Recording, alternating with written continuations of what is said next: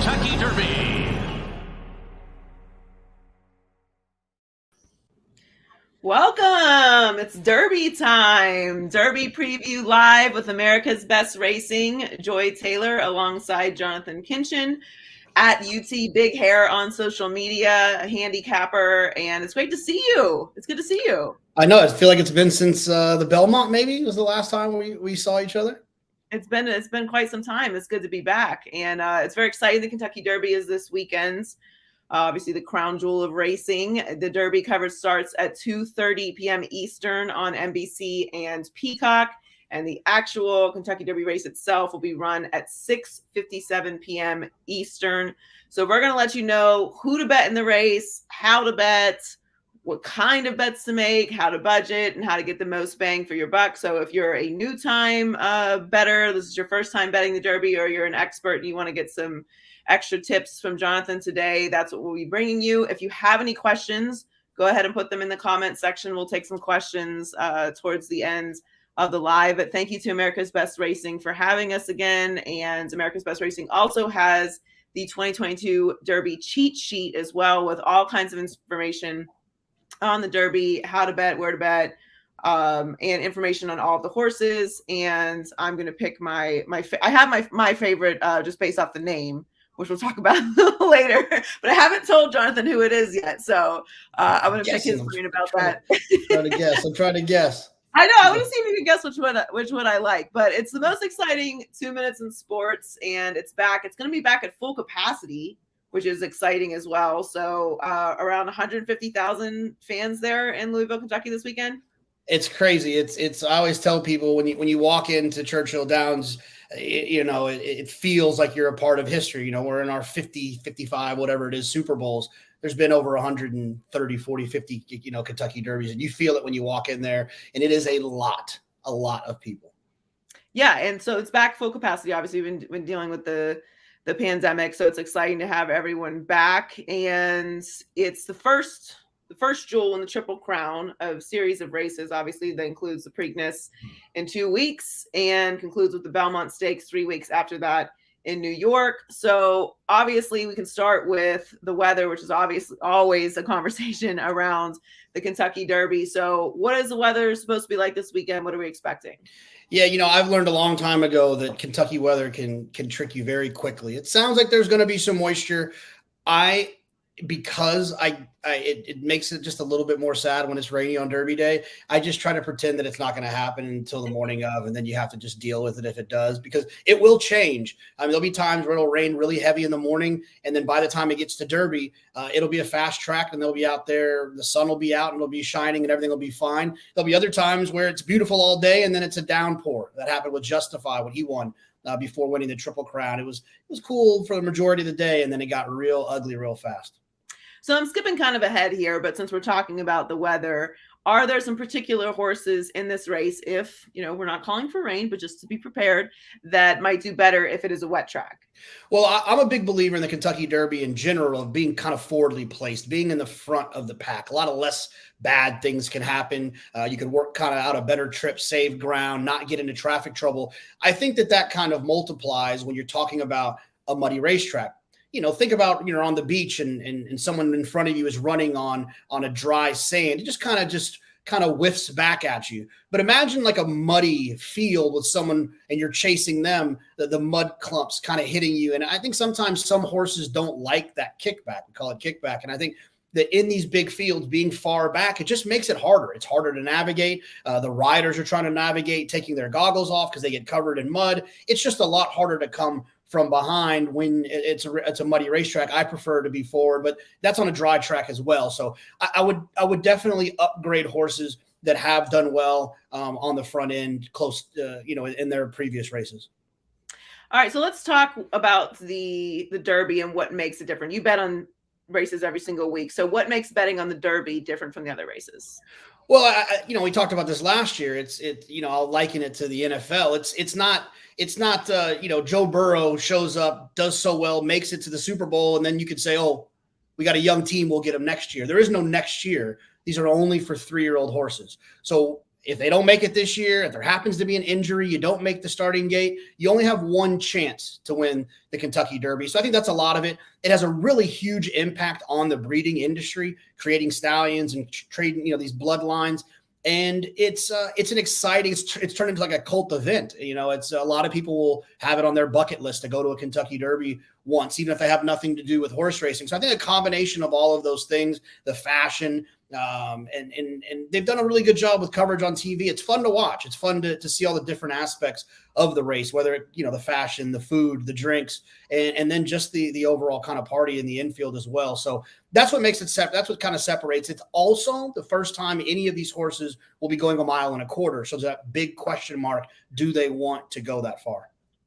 Right. So it is restricted to 3-year-old racehorses, as you mentioned, male and female, and only a thoroughbred is eligible for the race once in their lives. So they have to be nominated and qualify. So let's talk about some of the horses that we should consider betting on. Who are the favorites? Obviously, that's where we want to start. So who are the favorites this year in the Derby and why? Well, it's pretty tricky. So there's 2 horses that are going to kind of vie for favoritism, and that's Epicenter, trained by Steve Asmussen, and Zandon, trained by Chad Brown. 2 of the greatest trainers in the world, and neither of them have ever won the Kentucky Derby, oddly enough. They will eventually. Steve Asmussen's the winningest trainer in the history of thoroughbred racing. He's never won the Derby. The interesting part about those 2 is I think without a guy named Mattress Mac, it would be very, very close and probably be Zandon. But those who follow sports betting know Mac and what he likes to do. He likes to bet favorites and tie it into a promotion at his furniture store in Houston, Texas, and then make a big wager kind of as a insurance policy. And it sounds like he's going to be doing the same thing. If you bought more than $3,000 or more worth of furniture and the Kentucky Derby favorite wins, you get your money back. So Mac is saying he's going to bet about $4 million on Epicenter or Zandon. If he makes that $4 million wager on one of those 2 horses, they'll go off as the favorite. So it's going to be one of them 2. I think Mac's going to end up betting on Zandon. If I was a wagering man, I happen to be one. I think Zandon will be the favorite. So because of that, that would obviously change the odds because you're kind of gambling against everybody else. Does that make, if it goes with Zandon, does that make Epicenter a really good bet? You'd like to think that if you like Epicenter, then there's going to be some value there. It's hard to find a poor bet in the Kentucky Derby. It's such a big field. There's so many novice players and new players to the game. So there's a lot of money in there that just might be for fun. Like you said, there's a horse in here that you're going to bet just based on the name. So typically, if you like a horse in the Derby, and because it's such a big field, you're probably going to get paid regardless, even if it happens to be the favorite. The favorite could be 3-1. In a race like this, and on a normal day, like you mentioned, I play every day. On a normal day, you can get 1-2 on a favorite. You won't see that in the Kentucky Derby. All right, so there have been 3 horses in the past 17 years who have paid over $100 for a simple $2 bet to win in the Derby. So we're going to talk about Longshots now. Which of the Longshots do you like? Yeah, and like you said, that has been a thing. Mind That Bird won at 50-1. Giacomo won 50-1. There's been a handful of others. And I think because of that, now a lot of times horses kind of they don't get too much higher than 60-70-1. There's always someone who can come up with a story how a horse is going to win. And it's very capable of these longer price horses winning. The one that I'm interested in, and I don't know how big of a price, 20-1 morning line, is the 8 Charge It, trained by Todd Pletcher, a Hall of Famer. If you ever are following racing, you've heard Todd's name. This is a horse that's kind of young, kind of still progressing, kind of got a late start, compared to some of these other horses. Shown some greenness. We call it greenness when they're kind of a little bit immature and goofy in the stretch, still kind of figuring it out. In the Florida Derby, Charge It looked like he was possibly going to win and happened to get a little bit goofy in the stretch, still kind of figuring out his job. He's been training well. And what's wrong with having a Hall of Famer at double-digit odds in Todd Pletcher? I think Charge It's a very interesting long shot. Okay, so Charge It for a long shot. So let's assume I have $50 to bet on the race, and I want to try and put together a couple different bets. Let's talk a little bit about the exotic bets and what's available for the Kentucky Derby. Well, look, like I said, in the Kentucky Derby, there's nothing wrong with betting a horse to win. It usually going to get pretty good odds. I would say with $50, if you're looking to kind of bet one of the favorites, you can bet $25 on a favorite to win, and then you can maybe bet $25 on a longer shot price horse to win. And, there's always win, play, show that's fun in Kentucky Derby Day, where you're betting win, you're betting the horse to win, you're betting the horse to place, meaning the horse will run first or second, or show first, second, and third. And if you want to get a little bit more exotic with the exotic wagering, there's the exacta, the trifecta, and the superfecta. And the one thing that's fun about Derby Day is a superfecta, picking the first four finishers in the race. It can pay 6 digits. There's been plenty of them that have paid over $100,000. It's hard, 20 horses to try to get it right.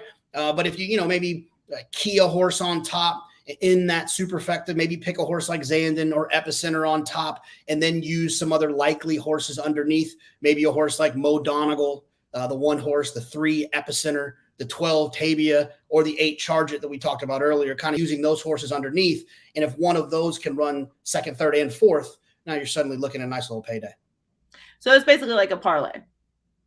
It's similar. So the next question I think we're going to talk about is kind of the bigger bankroll, a $200 bankroll. In that situation is where I would kind of go that parlay route that you kind of mentioned and play one of those multi-race bets, a pick 4, a pick 5, or a pick 6. Now, remember, the Kentucky Derby is not the only race on the day. There's 13, 14 races, great races, grade 1, highest level races on the day that lead up to the Kentucky Derby. So you can do kind of a parlay, a pick 4 or pick 5, where you pick the winners of all of those races leading up to the Kentucky Derby. And now you're talking about some big scores there as well. We've seen $500,000, $600,000 pick 5s and pick 6s on Kentucky Derby Day because the Derby's so hard. So that's where I would go with a bigger bankroll. It's looking to try to put together a pick 5 ticket. And like I said, like you said, it plays a lot like a parlay in sports.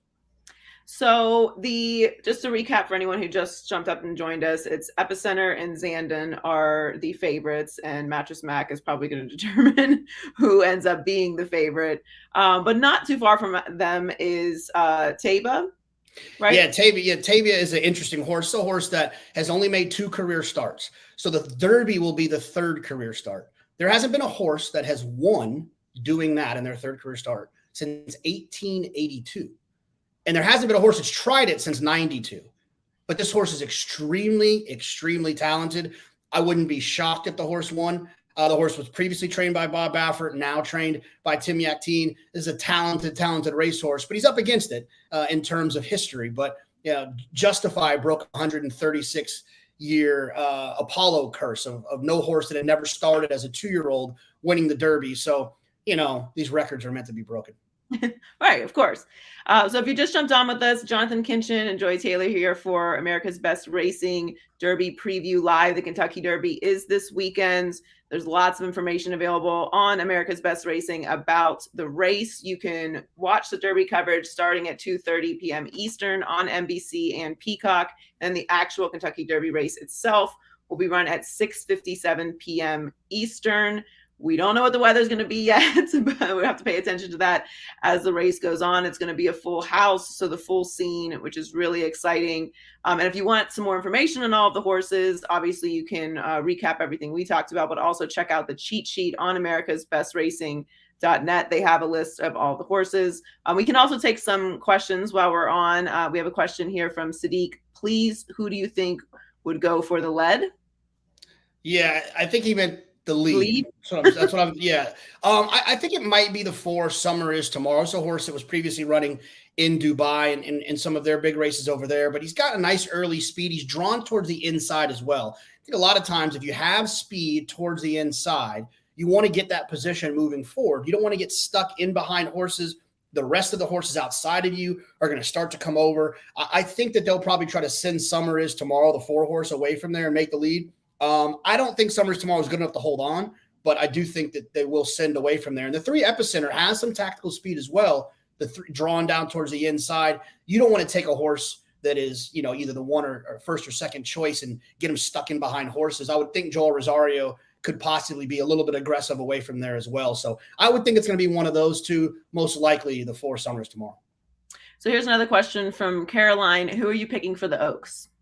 So there's 2 ways that I'm going to look at that. I have a friend who owns Hidden Connection, my buddy Jake Ballas at Black Type Thoroughbred. So I'm going to be rooting for Hidden Connection, and I think she can get the job done as well. But there's another filly by the name of Nest that was pretty impressive at Keeneland in her last start in the Ashland. And I think Nest is the most likely winner, but I'll be rooting like heck for Hidden Connection, who's 20-1. From Sean, what is Crown Pride's chance? Look, I think I truly believe that 4 horses can win this race. Bo Donegal, Epicenter, Tabia, and Zandon. Those are the only horses that I think can win. A lot of times the Kentucky Derby can be very wide open, and you can kind of get sucked into some other horses that possibly have other chances, but I really don't see anyone else winning but those 4 horses. Barber Road from Curtis. Barber Road exits some of those Oaklawn Park races, and I'm just a little bit dubious about how good those races were. Barber Road does have that style to come running late and possibly pick up some pieces, but I'm just not crazy about those races. It's a little bit of kind of like someone from Conference USA was doing really well, and then they show up and play Alabama. Not that extreme, but somewhere in that arena. I see a question here from Lon, who is your long shot to pick in the Derby, and that is Charge It. What is my best Derby look? Well, I haven't actually physically been to the Kentucky Derby yet. That's on my bucket list, as you mentioned earlier. So next year, hopefully we can do this in person. And I can promise you I will have an insane hat. It will be a hat for the ages. Celtics in 7. Yeah, those Celtics are looking good right now. So, all right. So I told you I'm going to pick one based off of the name. Can you guess which one I'm picking? I'm going to guess Tis the Bomb. Tis the Bomb was close. Okay. I do like that one, but I'm going to go with Smile Happy. Smile Happy. And it's funny enough. So Mattress Mac owned the sire Run Happy, and Mattress Mac has made some big bets on Smile Happy as well. So he'll be betting on the favorite in this one, but there's a Mattress Mac tie in there for you with Smile Happy. So how can people, if they don't already have this set up, if they want to bet the Kentucky Derby this weekend, how can they do that? Yeah, there's lots of different, we call them ADWs, Advanced Deposit Wagering. There's a handful of them. The big 3 I can think of would be Naira Bets, Express Bet, Twin Spires. Those are all, they should be available in most states. Unfortunately, not here in Texas, but in most states. And you can just, put a deposit in, very similar to what we've seen with a lot of the betting apps that have popped up all over. You make a deposit, whether it's ACH or with a card or whatever, and you put the money in, you play it and take it out when you win, hopefully. But yeah, so look for some ADWs if you want to bet some racing. So if I wanted to say put a long shot on Smile Happy, because Smile Happy would be a long shot, but I wanted to also bet, say, the favorites, how would you structure that? Yeah, I mean, one of the easy ways, if you're just getting started, there's much more efficient ways to bet. But if it's your first time, you're just kind of diving in, there's nothing wrong with an exacta box or a trifecta box, where basically you can pick as many horses as you want, and you're simply just going to pay for the combinations of those. So you do an exacta box with 4 horses. You've got 4 horses fitting into 2 spots, so you'll pay for every combination. So you could do it just like that. You could do the 1 Mo Donegal, the 3 Epicenter, the 10 Zandon, and the 5 Smile Happy in a 4-horse exacta box. You can do a 4-horse tri box. You can do a 4-horse superfecta box. Those prices will vary based on the combinations. So that'd be the best way to kind of mix those opinions together.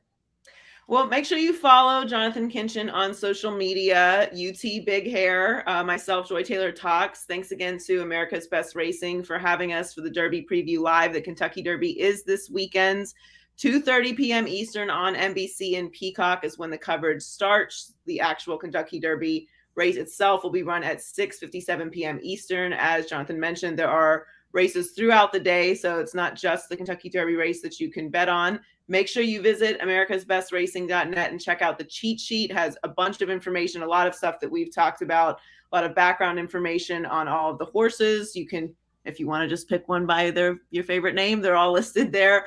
All of the horses for the 148th Kentucky Derby, which is very exciting. Of course, the first race in the crown jewel of races will be back for more of these lives for the Preakness Stakes and for the Belmont Stakes coming up as well. So appreciate it if you guys stopped by. Hope we got to a lot of your questions. If you have more questions, you can obviously tweet us, and this will live on our social media so you can rewatch and get all the information that Jonathon just talked about.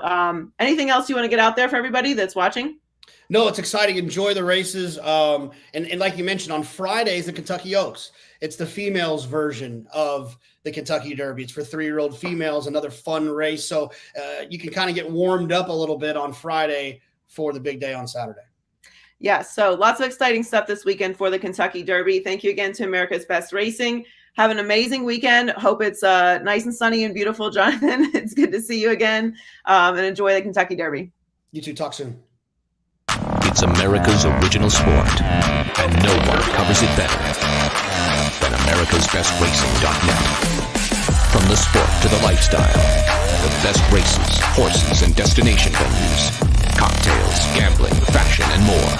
America'sBestRacing.net is a sport for you. Live it, love it, bet it.